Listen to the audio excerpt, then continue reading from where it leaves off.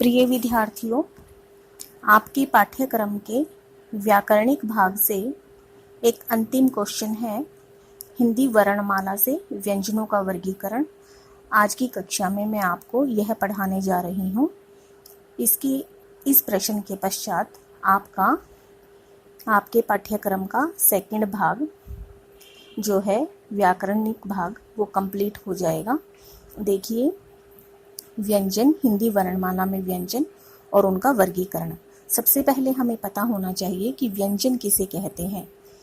जिन ध्वनियों के उच्चारण में वायु रुकावट के साथ मुंह के बाहर आती है, या दूसरे शब्दों में हम कह सकते हैं कि जिन वर्णों के उच्चारण में दूसरे वर्णों की सहायता लेनी पड़ती है, या जिन वर्णों का उच्चारण करते समय स्वरों की सहायता लेनी पड़ती है, उन्हें व्यंजन कहा जाता है।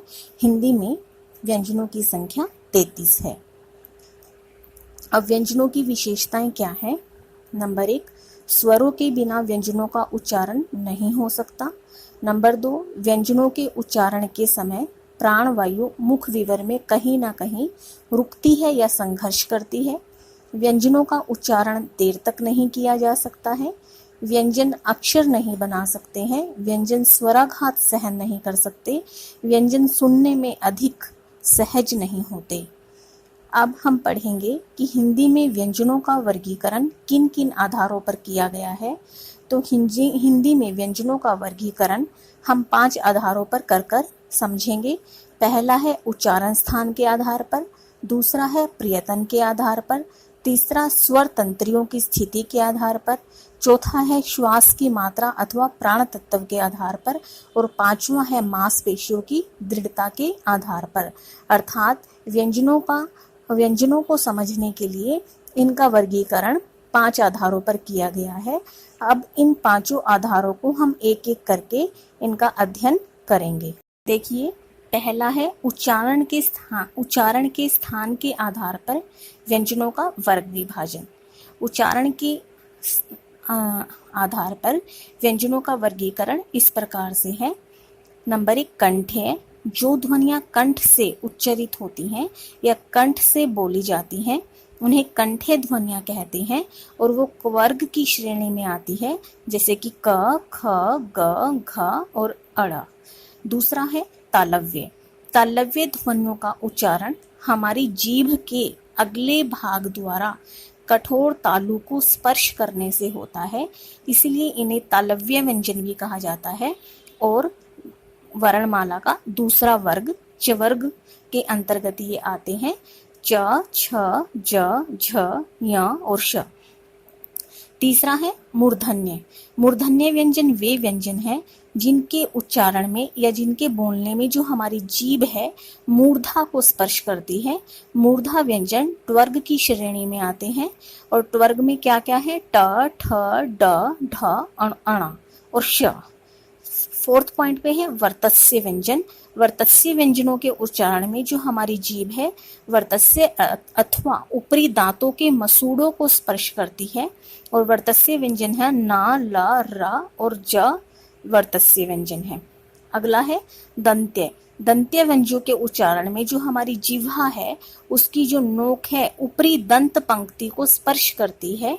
दंत्य व्यंजन त्वर्ग की श्रेणी में आते हैं, त, थ, द, ध, न और स। ओष्ठ्य। नेक्स्ट है ओष्ठ्य।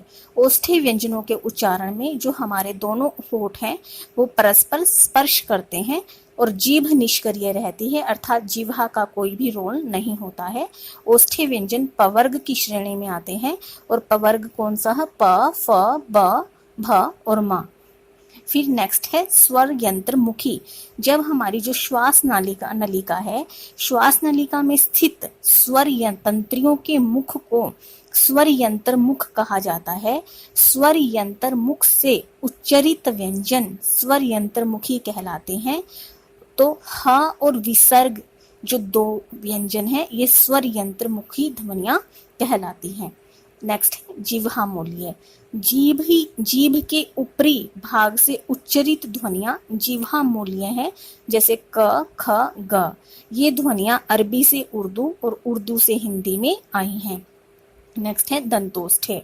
इन ध्वनियों के उच्चारण के समय जीभ दांतों में लगती है, होठ भी कुछ मुड़ते हैं।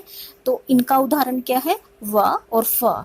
इस प्रकार की ध्वनियां हैं। तो अभी हमने पढ़ा उच्चारण के आधार पर व्यंजनों का वर्गीकरण क्या है। अब हम पढ़ेंगे प्रयत्न के आधार पर व्यंजनों का वर्गीकरण क्या है। अब प्रयत्न के आधार पर व्यंजनों का वर्गीकरण देखेंगे।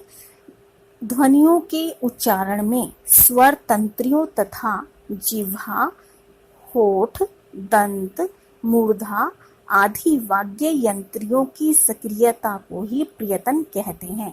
यानी कहने का अभिप्राय है कि जिन ध्वनियों के उच्चारण में स्वर तंत्रियां, हमारी जीभ, होठ, दांत, मूर्धा और जितने भी वाग्य यंत्र हैं उन सब का रोल होता है, अर्थात उन सब की सक्रियता होती है और उनकी सक्रियता के आधार पर ही उच्चारण होता है। तो इस तरह इस उच्चारण की सक्रियता को प्रयत्न में शामिल किया जाता है।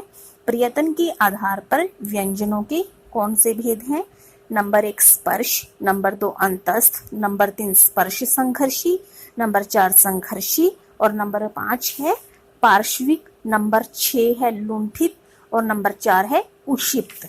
देखिए, पहला है स्पर्श। स्पर्श उन व्यंजन ध्वनियों को कहते हैं जिनके उच्चारण में मुख विवर के कोई दो अवयव, दोनों ओष्ठ, दोनों होठ या नीचे का होठ और ऊपर के दांत और जीभ की नोक और दांत एक दूसरे को स्पर्श करें और बाहर निकलने वाली जो वायु है उसको पूरी तरह से रोक दें और फिर बाहर जाने दें, तो उन व्यंजनों को स्पर्श कहा जाता है। हिंदी में स्पर्श व्यंजनों की संख्या 25 है, जिन्हें की 5 वर्गों में बांटा गया है। कुवर्ग, च्वर्ग, ट्वर्ग, त्वर्ग, वर्ग। कुवर्ग क ख घ घ या, च्वर्ग च छ झ झ या, ट्वर्ग ट ठ ढ अण, त्वर्ग त थ ध न, वर्ग प फ ब भ म। दूसरा पॉइंट है अंतस्थ। पारंपरिक वर्णमाला के बीच स्थित होने के कारण य र ल व को अंतस्थ कहा जाता है।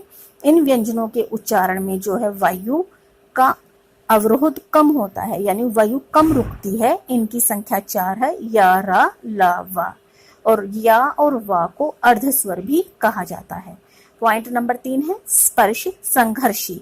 जिन व्यंजनों के उच्चारण में कोई दो उच्चारण अवयव एक दूसरे को स्पर्श करके जब बोलने का प्रयत्न करे तो आंशिक रुकावट होती है, यानी वायु को निकलने में कुछ संघर्ष करना पड़ता है, तो उन्हें स्पर्श संघर्षी कहा जाता है।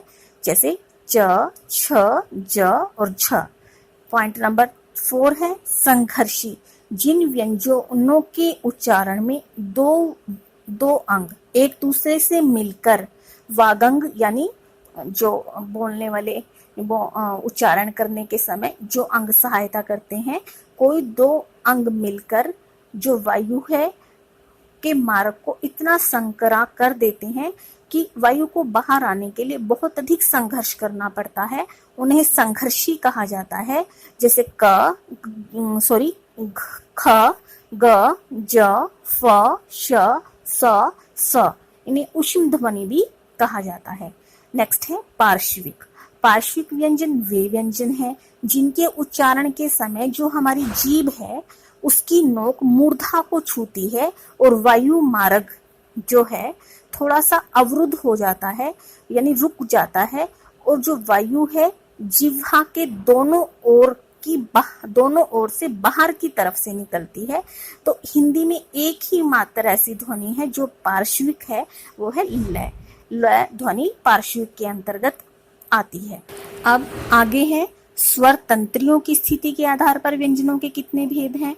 तो स्वर तंत्रियों की स्थिति के आधार पर व्यंजनों के 2 भेद हैं, घोष और अघोष।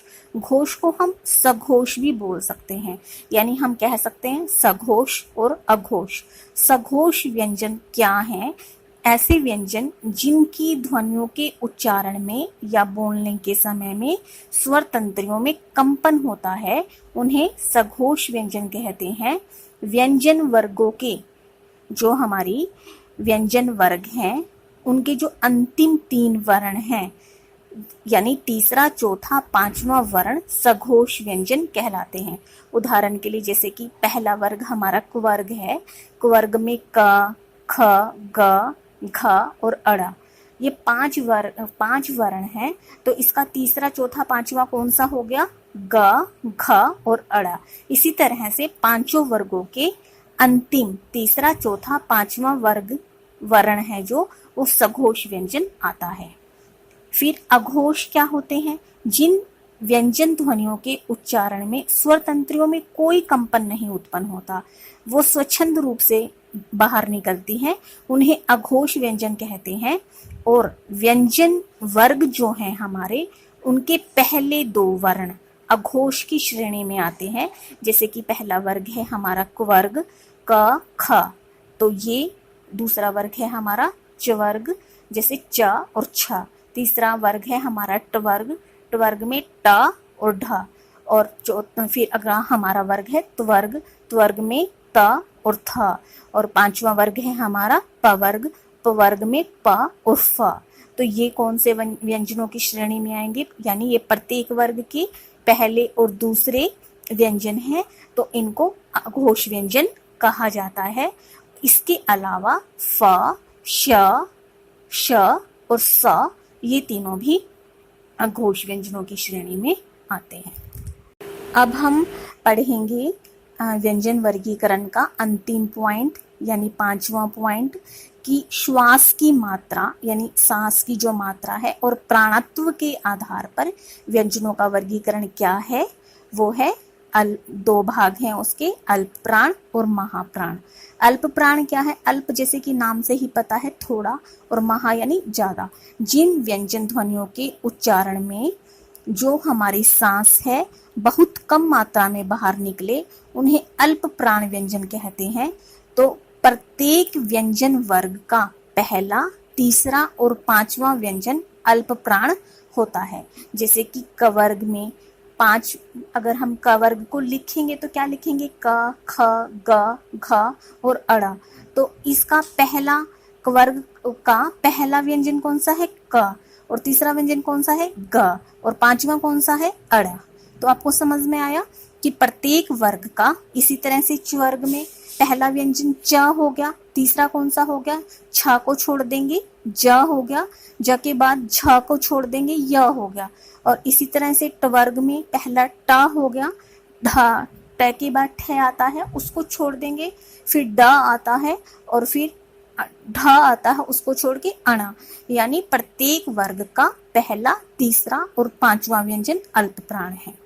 इसके अलावा य, र, ल, व व्यंजन भी अल्प प्राण व्यंजन ही कहलाते हैं।